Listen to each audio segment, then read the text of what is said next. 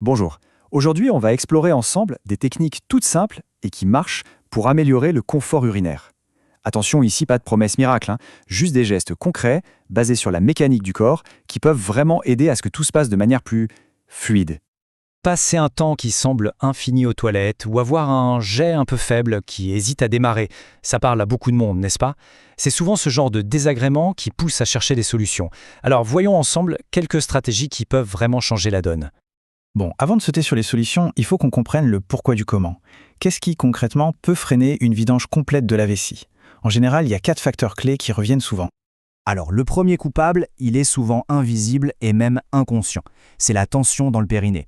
Imaginez un peu un robinet qu'on n'ouvrirait pas complètement. C'est pareil ici. Si ces muscles-là restent crispés au lieu de se relâcher, eh bien le flux ne peut tout simplement pas être optimal. Deuxième point, la posture. C'est purement mécanique en fait. La position adoptée sur les toilettes a un impact direct et énorme. Une posture un peu avachie, par exemple, peut comprimer toute la zone et créer un véritable obstacle physique. Et forcément, ça empêche la vessie de se vider comme il faut. Et là, on arrive à un paradoxe assez fascinant.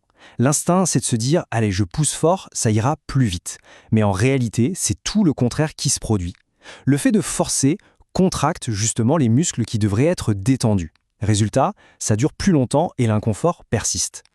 Et enfin, au-delà du physique, il y a aussi ce qu'on met dans son corps.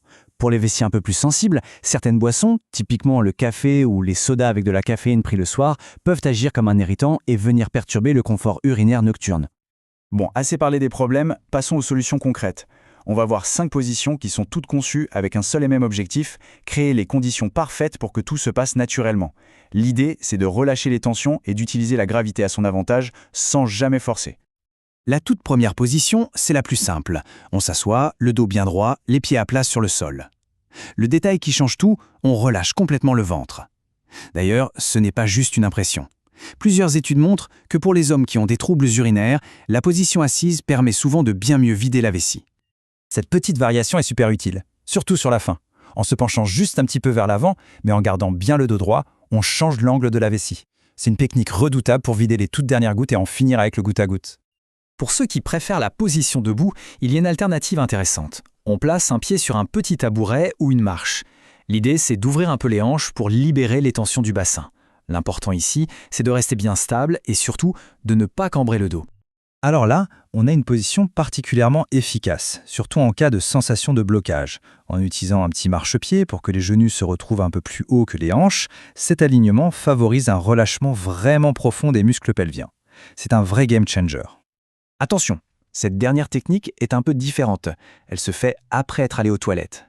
C'est un travail de fond pour combattre la tension périnéale sur le long terme. En étirant le psoas, qui est un muscle profond de la hanche, on libère des tensions chroniques. 30 petites secondes de chaque côté, c'est tout ce qu'il faut. Voilà. S'il y a vraiment une seule chose à retenir de tout ça, c'est cette phrase. L'instinct de pousser est totalement contre-productif. Le vrai progrès, il vient du relâchement et de la patience, pas du tout de la force. Allez, un petit aide-mémoire bien pratique pour tout garder en tête. Pour chaque posture, on a la durée conseillée, l'action clé à faire et surtout l'erreur à ne pas commettre. C'est un peu la boîte à outils parfaite pour commencer à expérimenter et voir ce qui marche le mieux. Ok, c'est bien beau tout ça, mais comment on met ça en musique au quotidien? On va voir comment intégrer ces techniques dans une routine toute simple et super efficace. Voici une proposition en 3 temps. La routine est vraiment simple. D'abord, avant, on prend 30 secondes pour se poser et respirer. Ensuite, pendant, on se concentre sur une expiration longue et calme, sans jamais forcer. Et enfin, après, on utilise la technique de l'inclinaison avant, on attend une petite minute et on essaye à nouveau doucement. C'est le principe de la double miction, super efficace pour s'assurer que tout est bien vidé. Et là, attention, on aborde un point absolument essentiel. Ces techniques sont là pour le confort, mais elles ne remplacent en aucun cas un avis médical. Il y a une ligne très claire à ne pas franchir où une consultation devient indispensable. Très clairement, si un de ces symptômes apparaît, que ce soit une douleur, de la fièvre, la présence de sang dans les urines ou même une perte de poids inexpliquée, il ne faut pas attendre. Pareil pour une gêne qui s'installe ou un jet qui devient de plus en plus faible.